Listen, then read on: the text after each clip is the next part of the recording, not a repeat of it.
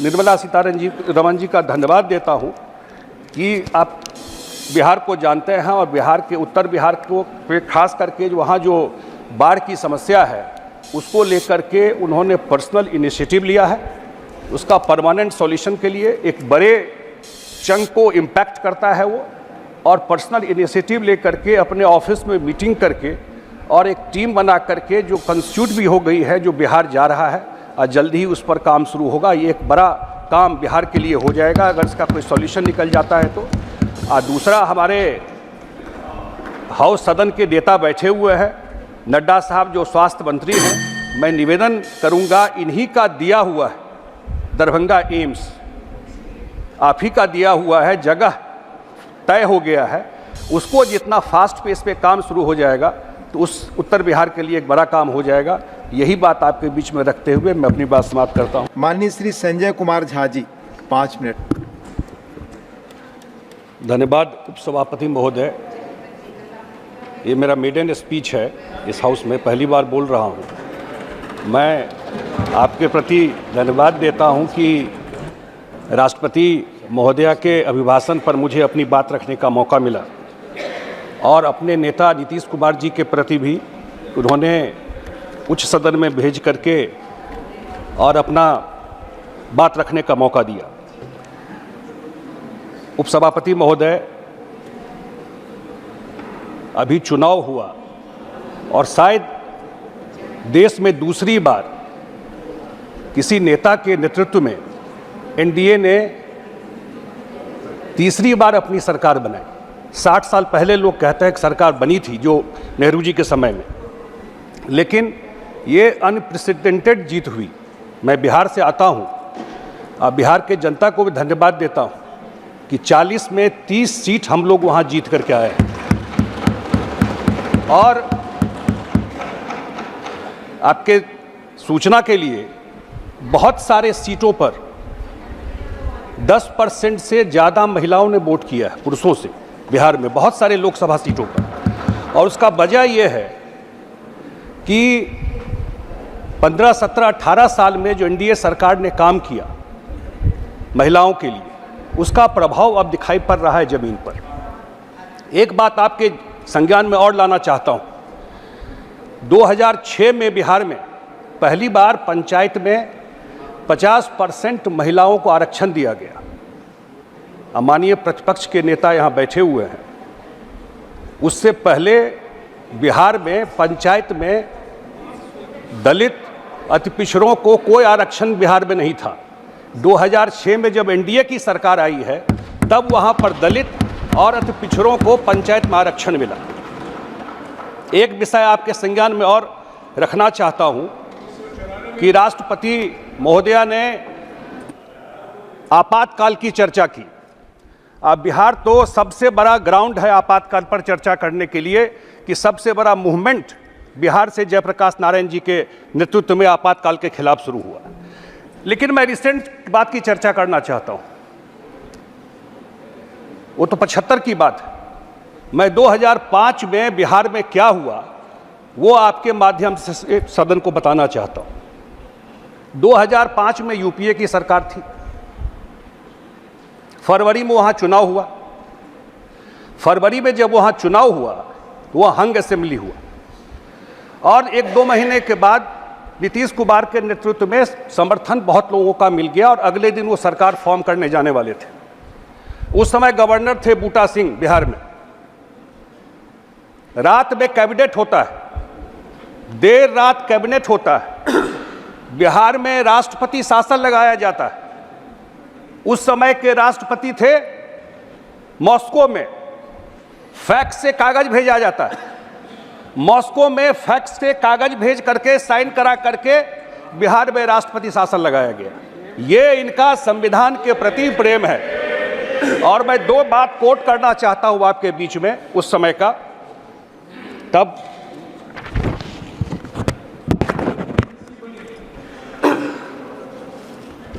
एक उनके law minister थे हंसराज भारद्वाज जी। उन्होंने कहा, और रिकॉर्ड में बता रहा हूं, former union minister H R Bhardwaj on Thursday revealed that he was under tremendous pressure from the Manmohan Singh government to get a favorable order from the Supreme Court, which was examining the UPA government decision to impose president rule in Bihar in 2005 to prevent the JDU-BJP combined from coming to power. Bharadwaj said he had even met the Chief Justice Y.K. Sabharwal, who headed the Constitution Bench, which dealt with the case, to get a favorable judgment, but could not summon the news to broach the topic. The 5-judge bench has held that imposition of president rule was a misuse of Article 356 and was clearly politically motivated based on a report by the Governor Bhutta Singh. The former law minister said Justice Sabharwal was a family friend but was a very tough judge. I could not muster the courage to ask for any favor on the issue from Sabharwal when we met over a cup of coffee, he said at a function to inaugurate the Moot Court Hall of National Law University, Delhi, named after late Justice Sabharwal. Finance Minister Mr. Arun Jaitley, who had attacked the UPA for imposing president rule in Bihar from Bihar, was also present at the function. ये उन्होंने हंसराज भारद्वाज जी का है। उस समय के राष्ट्रपति ने अपने मेमोयर, जो उनका किताब आया है turning point, a journey through the challenges APJ Abdul Kalam, as soon as the verdict was known, मैं उन्हीं को कोट कर रहा हूँ, as soon as the verdict was known I wrote a letter of resignation, signed it and kept it ready to be sent to the Vice President Bhairav Singh Shekhawat, who was a seasoned politician and a lawyer. The Vice President was away. Meanwhile, the PM wanted to see me for some other discussion. We met in my office in the afternoon. After finishing the discussion, I said that I have decided to resign from the post of President and showed him the letter. The Prime Minister was disturbed.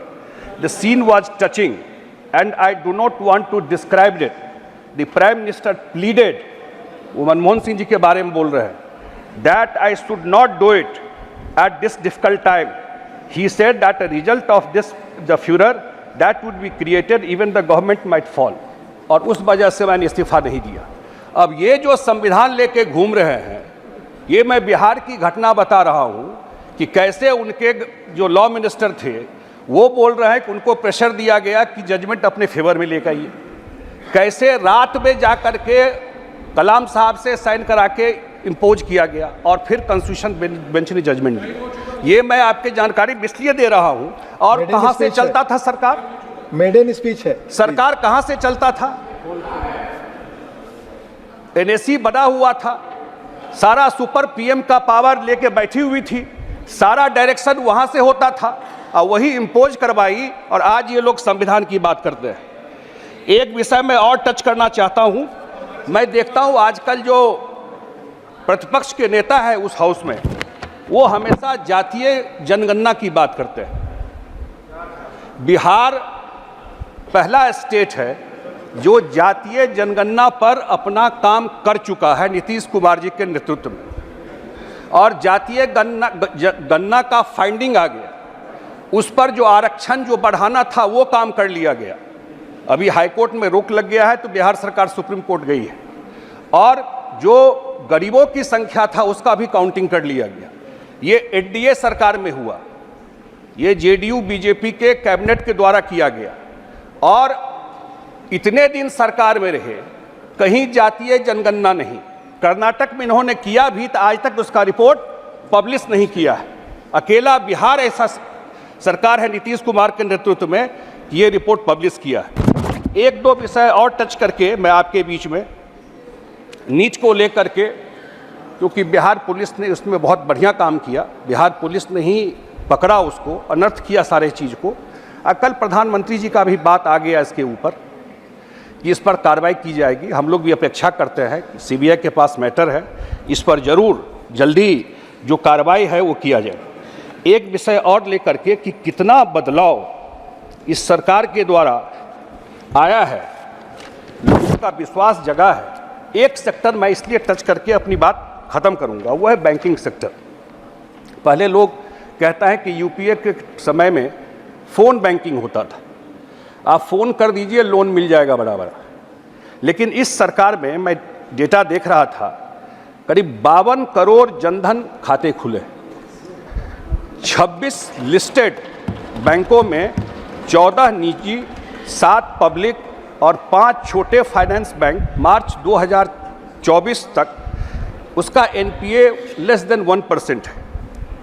Modi ji प्रधानमंत्री बने उस समय demat account 2 crore था, और आज demat account 15.2 crore demat account है। और 2024 में हर महीने 30 लाख नया डीमेट अकाउंट खुल रहा है। डिजिटल ट्रांजैक्शन इंडिया में 90 फोल्ड बढ़ा है 10 साल में, 90% 90 फोल्ड बढ़ा है 10 साल में।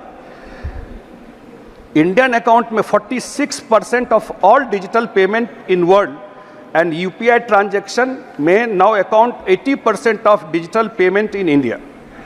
2012-13 में total digital payment 162 crore all together था, और 2023-24 में ये 14,726 करोड़ डिजिटल पेमेंट हुआ है।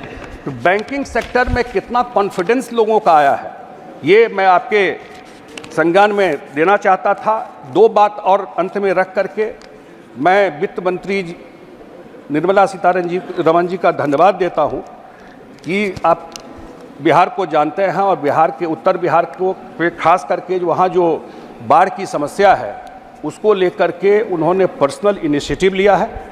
उसका परमानेंट सॉल्यूशन के लिए एक बड़े चंक को इम्पैक्ट करता है वो, और पर्सनल इनिशिएटिव लेकर के अपने ऑफिस में मीटिंग करके और एक टीम बना करके जो कंस्टिट्यूट भी हो गई है, जो बिहार जा रहा है, और जल्दी ही उस पर काम शुरू होगा। ये एक बड़ा काम बिहार के लिए हो जाएगा अगर इसका कोई सॉल्यूशन निकल जाता है तो।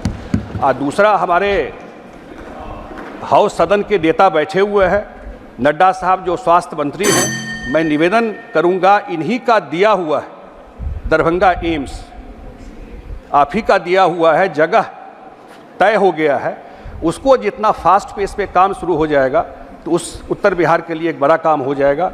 यही बात आपके बीच में रखते हुए मैं अपनी बात समाप्त करता हूँ। धन्यवाद। धन्यवाद।